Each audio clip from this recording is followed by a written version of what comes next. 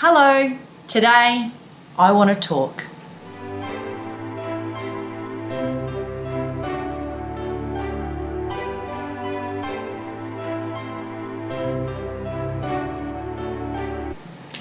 Hello, Jade here and welcome to my channel. For those that are new to this channel, please press the subscribe button and the little bell so you can receive notifications each time I upload.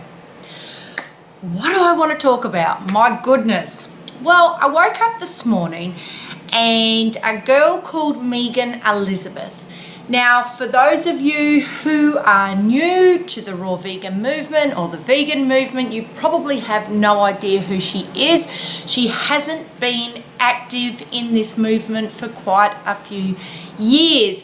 The odd videos have come out here and there, and I've checked her YouTube channel and all her old videos have been deleted. But she did a video, I don't know if it was in the last 24 hours or 48 hours, it came into my newsfeed this morning. It was 3 hours and 12 minutes and I've watched patches and patches of it throughout the morning, and I just thought, my God, I'm going to do a video about this. It's not actually about the video I want to respond to. It's something that needs to be talked about in the raw vegan movement and possibly the vegan movement, because we are just seeing video after video of big YouTubers, people who have been influential over the last 5 to 10 years in the vegan movement, now coming out saying, I'm no longer vegan, and heavily promoting meat, animal products, meat, fish, eggs, and even raw dairy. So I wanted to talk about this because for me, I think this is an issue.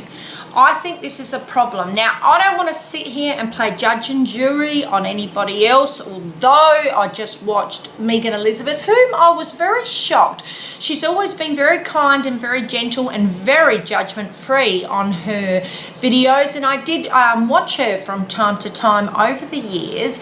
And when I say heavily involved, she was part of the old school Woodstock Festival. She was involved with Doug Graham, Fully Raw Christina, Harley and Durian Rider, when Harley and Durian Rider were huge on 30 bananas a day.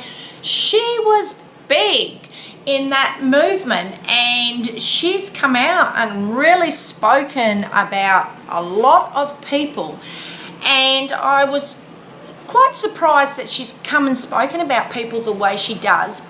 But look, that's human nature. When we decide to make changes in our life, and especially now there's such a, shall I call it a pack? There's such a pack of anti-vegans who were once vegan on the net at the moment. It makes it a lot easier to discuss these people. And look, there were some of the things that she actually said that had valid points, and that's what I want to talk about today. One of the things Drew talked about as well is he said that people who have been vegan for at least 5 years are now starting to feel the effects of deficiency and, what do they call it, end veganism, I don't know, something like that. They reckon that your eyes become drawn in and whatever, which neither of them could actually post a picture of themselves looking deficient, but needless to say, that's what they're talking about. And look, some of the people that they did show, I mean, you pick the people that you choose to choose. You don't go and pick someone like Tanny Raw, who looks extremely vibrant, and she's been on this lifestyle for 10, 11 years. You know, if you start choosing these kind of people, you're going to say, well, hang on, what about those people? They're looking great. So, you know, we have to look who we're choosing to and who we're not choosing. But I want to say there are problems in the raw vegan community. Now, people are probably thinking, well, what would you know? I have been running forums in the raw vegan community for about 4 years. At one stage, I had a massive forum which I shut down because I walked out of the movement. And I really thought about this today whilst watching this video. there isn't enough support in the raw vegan community, and I'm going to say this honestly, and this is not going against the raw veganism. It's just the way the community is. There can be such dogma in the community where raw is law that people feel like they can't speak up.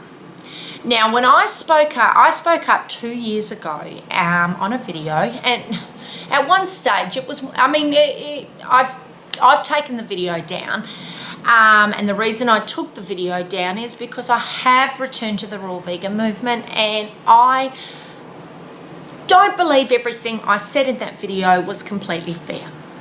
And it was fair at the time because and this is what I was saying about Megan Elizabeth, it was easy for her to talk about these people. It's easy for her to trash the raw vegan diet. She was talking about she was raw vegan for 10 years. So if you didn't work it out in 10 years that it wasn't working for you, why all of a sudden now, oh my God, she said, I wanted a burger. Okay, we all have times where we crave food. I get that. But when our defense mechanisms come up too, and we make the decision to move on to something else, it makes it very easy to criticize what we were once doing. And I know that too. Look, I worked for a huge weight loss company, and at one stage I thought that was the answer to everything, and I praised this program. I wanted to shout it to the rooftops to anybody who wanted to listen. And when I started seeing the cracks and the faults and everything else in it, I started saying, well, you know what? This program's no good. So we do that. And that's what human beings do. It's human nature. And when we're wrapped up in something and we think it's so ecstatic, we praise it and we sing it to everybody who wants to listen. And I have been there in the raw vegan movement too, where I wanted to just sing it and shout it to the rooftops, and I wanted everybody to hear how wonderful the raw vegan movement is. And I guess this time round, I have now been fully raw for 18 months. Prior to that, I fell off the wagon for about 5 months, and prior to that, I was raw vegan for 2 years, and I've been high raw prior to that, so up to about 5 years high raw. And I came into the movement like a lot of people. I was very raw curious. I had been following a lot of raw gurus prior to that. I'd been on juice fasts and everything else, but I really didn't understand the fundamentals of it. But like a lot of people in the era when I came in, I ran across a girl named Freely the Banana Girl, and of course Durian Rider. And I watched a lot of those videos, and like a lot of people, I was so drawn in by carb the fuck up. And it's like, you carb the fuck up, mate. Sleep, water, sugar, carb the fuck up and fuck off, mate. People say, I carb the fuck up, mate. I got in the carbs. And it's like, you didn't get in enough, mate. When I'd come from basically starvation, I'd been on calorie restrictive diets for the last 8+ years. I had maintained a lovely physique, slimmer than I am now, so I openly admit that. Slimmer than I am now. And all of a sudden I'm looking at a girl who's like wafer thin and a guy who's wafer thin, and they're like waffing down all this food, and they're telling you can eat whatever you want, just carb the fuck up. And you hear the song, carb the fuck up, and you're just like, wow, and you're drawn in, because who doesn't want to eat all the fruit and the potatoes and everything else they want and just say, wow, this is as good as it gets. But what we're not told as well is how much they train. I mean, these guys train. I've been to Thailand. I've watched these guys, this group, zoom up the doi in Thailand. I'm from South Australia, where they come from. I've climbed Mount Lofty plenty of times. I watched Harley one day. I was walking up, and it must have been about 6 in the morning, and all of a sudden I saw Harley sprinting up Mount Lofty, and I'm talking sprinting. I mean, he's an elite athlete. And even still for his age now, he's an elite athlete. I mean, these guys train. Of course they're going to need surplus food. So, and not to say their message wasn't wrong, it was wrong or anything like that, because it wasn't. If you're doing the hardcore training that they're doing, of course, that was a great program to follow. And the one thing that Harley and Freely did bring in, they brought a lot of people in to not fearing fruit. So that was the start of everything for me. And then I started posting on Instagram, and I started seeing the hashtag 801010, and I found the 801010 program by Dr. Douglas Graham. And when I first came into the movement, there was lots of raw vegan groups, and don't talk about this person, don't do this, we're doing this, woo, and you get swooped into it, and don't talk about cooked food, don't do this, don't do that. And I started my own forum, and I openly admit I was very militant in how I ran my group. And it was, don't talk about cooked food, don't talk about this, don't talk about, oh my God, she's talking about some deficiency, she's talking about that, quick, shut it down. And that happens in the raw vegan movement a lot. We shut things down so that people don't hear anything bad about raw veganism. And this is really where I want to talk. And this is so important, that as in the raw vegan movement, and as people who are putting themselves out there as leaders in the raw vegan movement, and we're educating people and we're telling people about this lifestyle, we have to be straight down the line and let people know that it's not a walk in the park. You're not stepping onto a carousel ride. This is the Big Dipper. You are literally stepping into a roller coaster. And it can be a roller coaster until you make the lifestyle work for you. And I'm going to be openly truthful about it. Now, I followed 801010 once I found it for 2 years. I was mesmerized by the program. I loved it. And in the last part of my 2-year journey, the wheels started to fall off. And look, I was traveling, I was living in a backpack, I was living in hotel rooms, I was surrounded by other people. The wheels cracked off. I was surrounded by different foods, and temptations took over, all sorts of different things, and I found myself returning to cooked food, and I didn't have the greatest reception by the raw vegan movement. However, in that time where I received, oh my God, so much abuse, it was just insane. Like, people just like insanely abusing me. And this is why I'm very cautious about what I say to people online, because it's hurtful. There's always a human being behind the screen when you're throwing abuse at them. You may not be in agreement with what they're doing. However, people hurt behind those screens, and it's not fair to throw stones, especially when you live in a glass house. So I received as well, I don't know, hundreds, I cannot tell you, like, I'm talking hundreds and hundreds and hundreds of messages from people telling me how much they struggled on the raw vegan diet and the reasons why.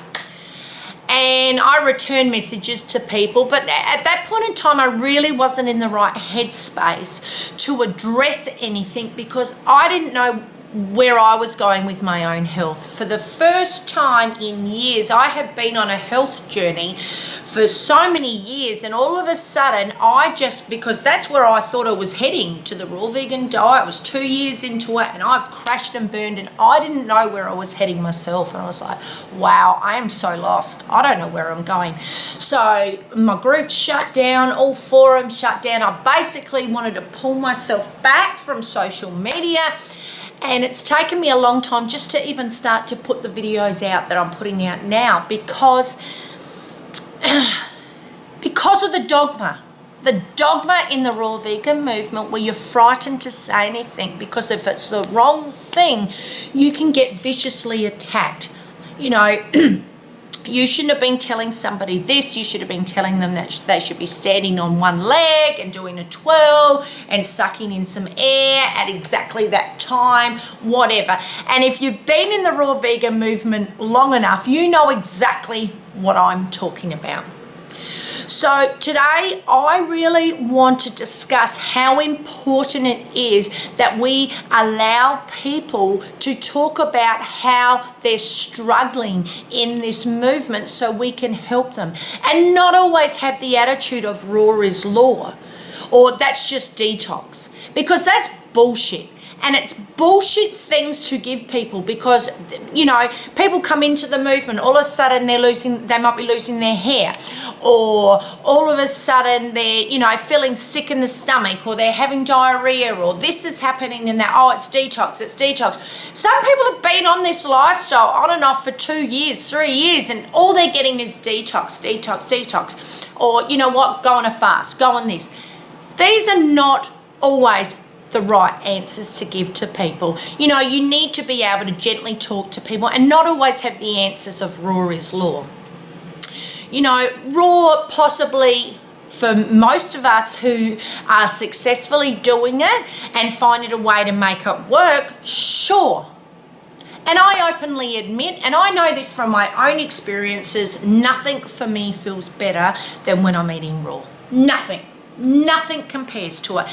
And just for any carnivores or anything that end up coming in, I was on a high protein diet for many years, eating meat, and yes, at first it's great, and at first you lose lots of weight and you're lean and you're getting those definition, but a lot of things packed up for me. My skin started getting really bad.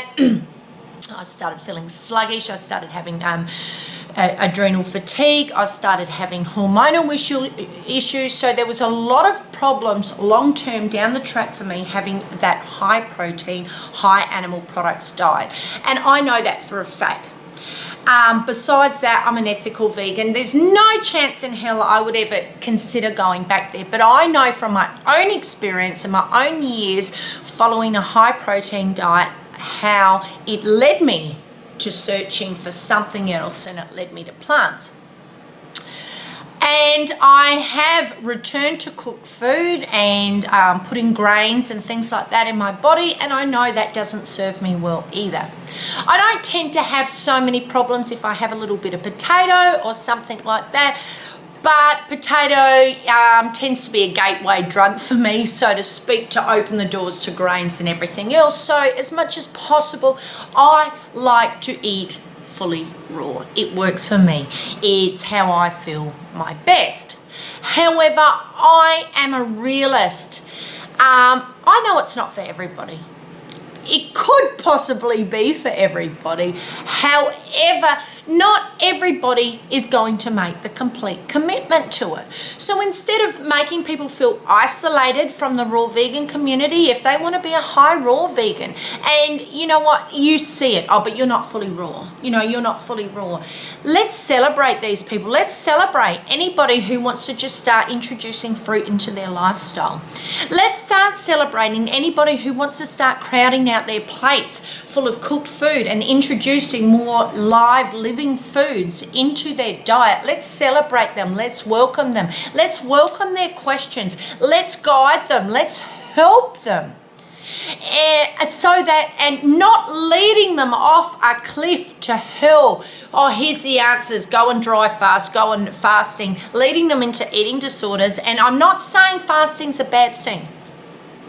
However, when people are struggling or clearly have eating disorders or don't have any debilitating diseases, leading them to fasting is basically leading them back to their old lifestyle. And I've watched it and watched it and watched it over the years. This is the cycle. Binge eat on their normal junk food. Fasting. Back to fruit. Binge eat on their normal regular food. Fasting, back again. The lifestyle doesn't work. Veganism doesn't work. I don't want to be part of this lifestyle anymore. I'm returning to me.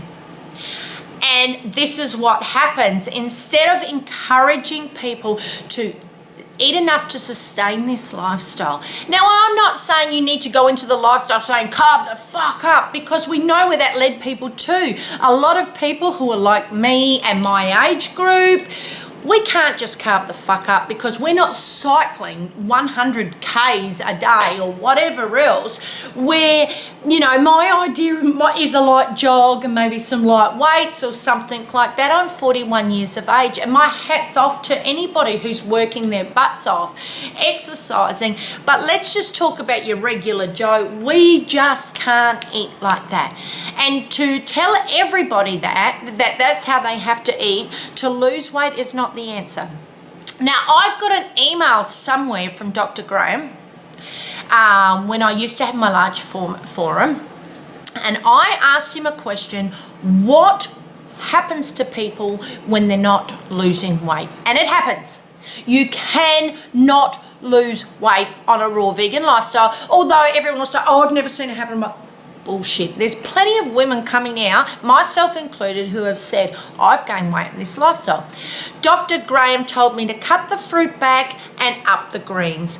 And you only have to watch people like Tanny Raw or Lisa from Raw Romance, and they bulk up their foods with a lot of greens, and they are getting the desired results because they're eating enough, they're nourishing themselves. You can clearly see that with their food, and Melissa's What I Eat in a Day videos, but she's not eating 4,000 calories worth of fruit a day. She's looking at eating other fruits like cucumbers and tomatoes and peppers and things like that too, and a lot of greens. And I know for myself, when I came back to this movement and I finally lost my weight, for me, having the greens in my lifestyle was a big thing. And it was really important for me, 1, for satiation, 2, to ensure my body was getting the nutrients that I needed, 3, to discourage having those random blood spikes that you can get when you're just sitting down, just eating a bowl of fruit. Greens stabilize your blood sugar level. Encouraging people to take a B12 supplement, not telling people, look, people wouldn't need that in nature. Animals don't need that in nature. Yeah, they probably don't, but the soils aren't depleted like they are nowadays. We've got depleted soils. We've got fruit that's picked early, sitting in refrigerators. The soil just doesn't have the minerals that it used to have. B12 actually comes from a microbe in the soil. And you know, if we're telling people that they can't get, that they can get enough B12, instead of encourage people to have these supplements, you know, vitamin D, if you're not living with sunshine. I mean, for me, I used to take a D vitamin when I lived in Australia. I couldn't get enough sunshine during the day, but I live here in Vietnam, I get more than enough sunshine, so I no longer take a D supplement. But by telling people that, look, you don't need that, you'll get everything you need from plants, and then all of a sudden people are finding deficiencies, guess what they do? They blame veganism, which veganism actually has nothing to do with food, but that's just another issue. So it's really important, if you want to put yourself out there as a leader, you want to encourage people on this lifestyle, it is extremely important that you're not making it so impossible for people that they feel they need to jump through hoops. I mean, I've seen a guy, and look, I'm going to be honest about this. Males can be a huge issue in this movement, and I encourage males in this movement. It's great, but that dogmatic behavior that comes out, you know, is unbelievable. I got told by a male, you don't need any fat in your diet. And I said, well, hang on, when I've got my period, I'm menstruating, I need extra fat in my diet, and I do. I just need it, I crave it, my body just tells me you need that extra fat. And my body also tells me, you know what, you need to eat more frequently, and that's because our serotonin levels are lower when we're menstruating. You know, in order for your hormones to be a bit more balanced, you need to incorporate some healthy fats in your diet. So telling people you don't need this and you don't need that are not necessarily the right answers, especially when you're not even a female. I mean, I can go on and on and on. I just wanted to put it out there. I love being a raw vegan. I don't feel deficient. I know I'm not deficient in anything. I'm not lacking anything. I don't feel like I'm at end years veganism or whatever they want to say. I don't feel anything like that. But I do believe there's huge problems in the raw vegan movement, and I just think if we want to see, stop seeing the continued videos that are getting pumped out there with people blaming raw veganism and veganism for their deficiency, we need to help and support people and educate people. I mean, I even on that video saw a letter back, and I'm going to say this, it was from Dr. Graham. I'm not going to stick up for him because I follow his program, which I think his program is great and it's worked wonders for me. It works for me. I like it. I feel good on it. My moods are stable. I'm balanced. But to tell somebody when their hair's falling out to get a wig and embrace a wig, or cut your hair short and embrace your short hair, that's bullshit. You know, that's not the answers we need to be telling people. We need to be telling somebody, hey, hang on, if you're losing your hair, perhaps you're missing something. You know, perhaps you need to put some pumpkin seeds in your diet. Perhaps you need to, you know, have some hemp seeds, or note I'm saying healthier fats. You know, people will automatically say, oh, well, how can you be deficient if you're having fruit and whatever? You don't know what they're eating. You just can't make these Band-Aid solutions. And I tell you something, if I had a letter from somebody telling me to wear a wig when I'm upset, I know what I've been through in the last 12 months. I've had to have my hair completely cut off because my hair was burned, and it's been horrible. And I've just, every time it gets a little length, I've got to have it recut back again because it's still dead. And I don't want to be told I've got to wear a wig. I don't want to be told anything. Tell me how I'm going to fix my hair. That's what she's thinking. And this is when people run from the movement, when they see crazy comments like this that aren't helping people stay on this lifestyle long term. On another note, if you start to follow this lifestyle properly and you get support from people who are willing to teach you the right way and to guide you and not send you into cuckoo land, because believe me, there is cuckoo land out there, you will have such wonderful health. And that I promise you, before I came into this lifestyle, I was struggling big time. I was suffering with depression, I was having insomnia, hormone imbalances, I had cystic acne. So I had a lot of problems, and over years I have balanced out my body and I'm feeling good, and I have a lot of energy, and I know I feel wonderful on fruit, and I know if I go without fruit, I'm craving fruit. I need it, and it makes my body feel alive. So the raw vegan movement, a high fruit, 80-10-10 style, high carb vegan, is a wonderful lifestyle. But just ensure, and I know it's so easy to get drawn into the dogma. My God, I've been drawn into it that many times, and I still find myself sometimes getting drawn right into it.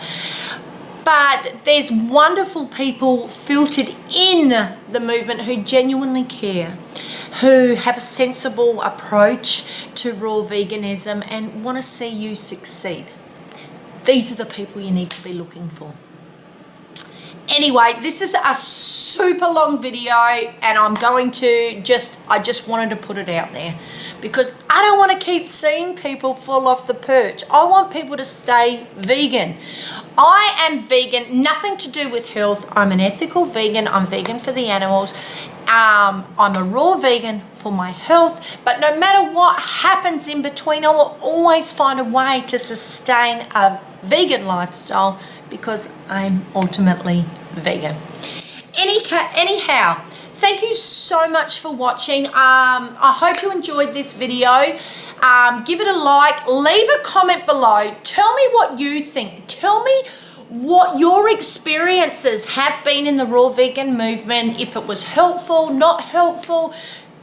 Let everyone know in the comment who you think is sensible for people to follow and all sorts of things. Share this video, subscribe to my channel, and most importantly, be kind to the number one person in your life, you. Love life, live free. Thanks for watching.